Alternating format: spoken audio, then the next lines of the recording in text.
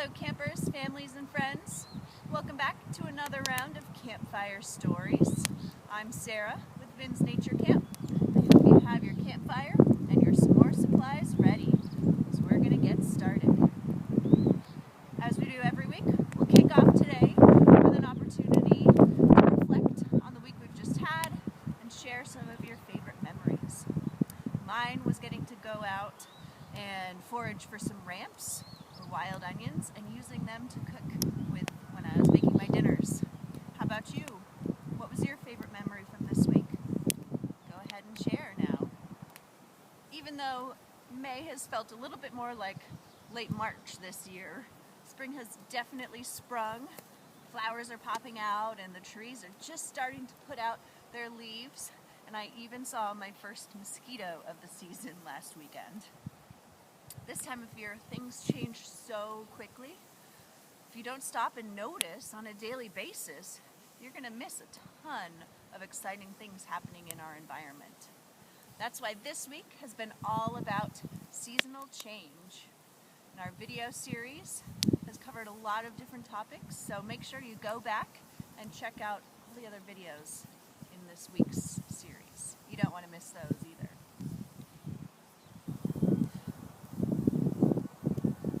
Earlier this week in our video series, we met a bird whose arrival back in Vermont is a sure sign that spring is coming. When the migratory birds finally arrive back after their long journey, it's so great to hear all the changes and sounds that are coming from the forests and fields, and to see all those familiar faces that we missed all winter long. Today's first story is about an attempted migration, let's call it.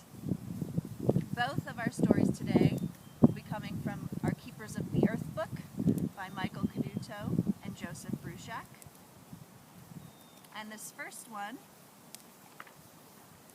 is called How Turtle Flew South for the Winter. It's from the Dakota Sioux in the Midwest. It was the time of year when the leaves start to fall from the aspens. Turtle was walking around when he saw many birds gathering together in trees.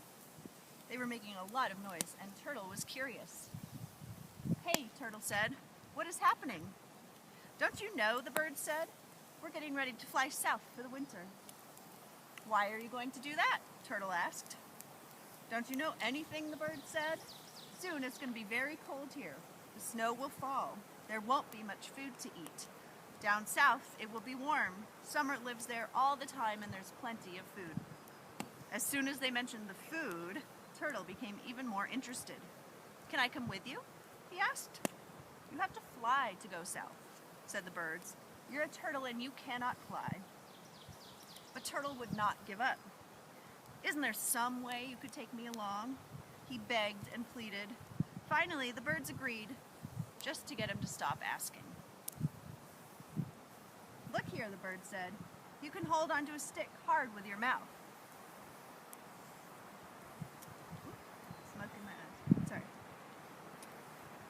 "That's not a problem at all," Turtle said. "Once I grab onto something, no one can make me let go until I am ready." "Good," said the birds. "Then you hold on hard to this stick. These two birds here will each grab one end in their claws. That way they can carry you along.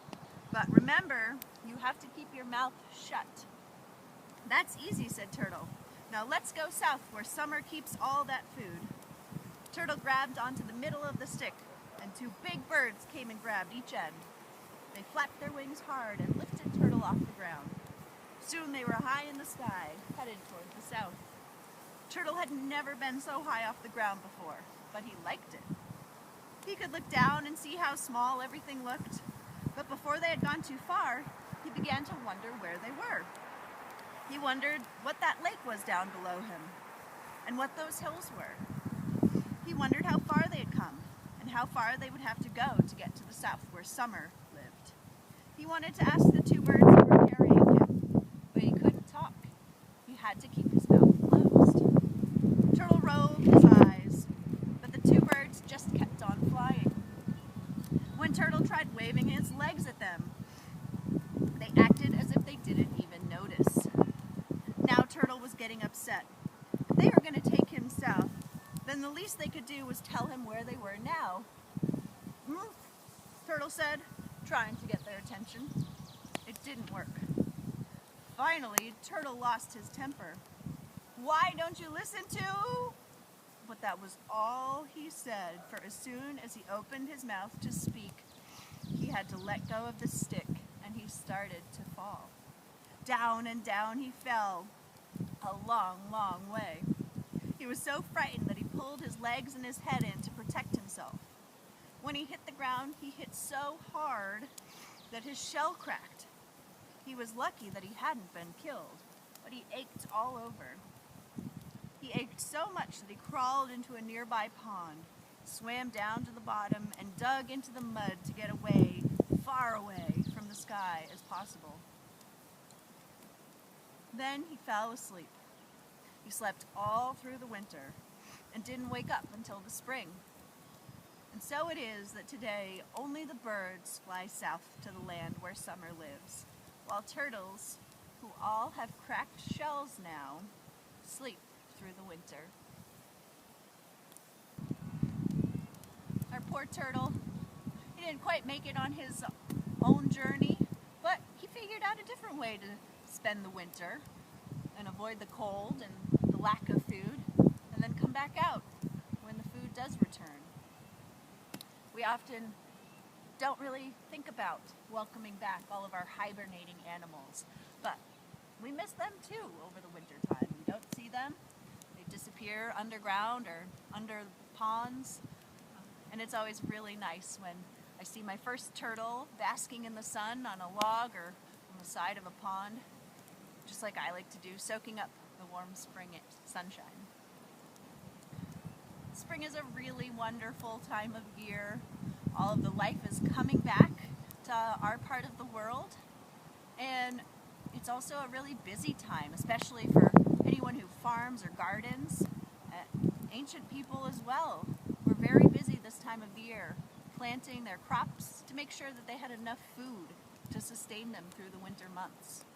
That leads me to our next story, called The Coming of Corn. It's from the Cherokee out of North Carolina. Long ago, when the world was new, an old woman lived with her grandson in the shadow of the big mountain. They lived happily together until the boy was 7 years old. Then his grandmother gave him his first bow and arrow. He went out to hunt for game and brought back a small bird. "Ah," said grandmother, "you are going to be a great hunter. We must have a feast." So she went out to the small storehouse behind her cabin. She came back with dried corn in her basket and made a fine tasting soup with the bird and the corn. From that point on, the boy hunted. Each day he brought back something, and each day grandmother took some corn from the storage house to make soup. One day, though, the boy peeked in the storage house. It was empty. That evening, when he returned with game to cook, his grandmother still went out and brought back a basket filled with dry corn. "This is strange," the boy said to himself. "I must find out what is happening." The next day, when he brought back his game, he waited until his grandmother had gone out for her basket of corn, and he followed her. He watched her go into the storehouse with the empty basket. He looked through a crack between the logs and saw a very strange thing. The storehouse was empty, but his grandmother was leaning over the basket. She rubbed her hand along the side of her body, and dried corn poured out to fill the basket. Now the boy grew afraid. Perhaps she was a witch. He crept back to the house to wait. When his grandmother returned, though, she saw the look on his face. "Grandson," she said, "you followed me to the shed and saw what I did." "Yes, grandmother," the boy said. The old woman shook her head sadly. "Grandson," she said, "then I must get ready to leave you. Now that you know my secret, I can no longer live with you as I did before. Before the sun rises tomorrow, I shall be dead.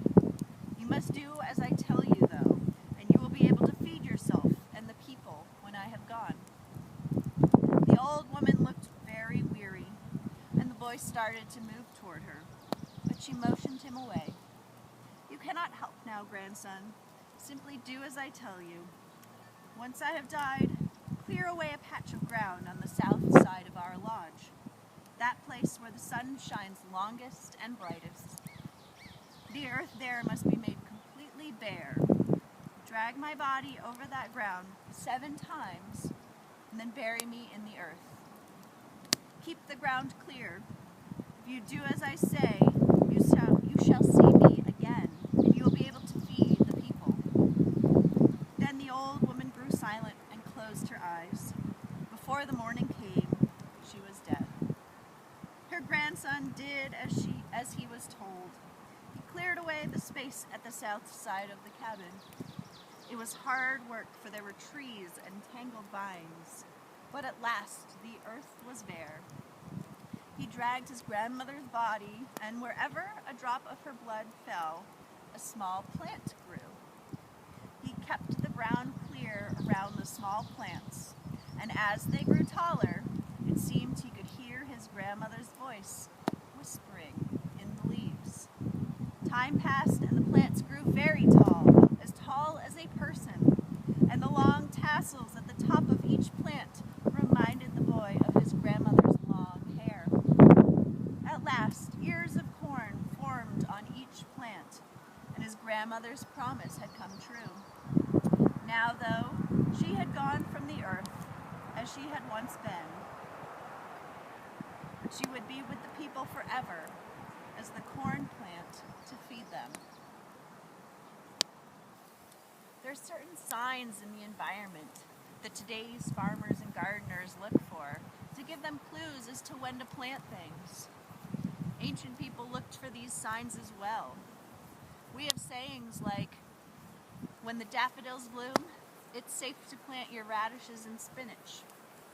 Or, "When the oak tree leaves are as big as a mouse's ear, that's when you can plant your corn and your beans."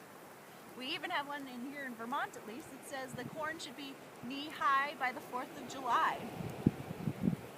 All these sayings are based on observations and information that's been gathered over generations and passed down. Even though today we have calendars to tell us the date, to give us an idea of when to plant things, we still should take our cues from the signs we see in the world around us.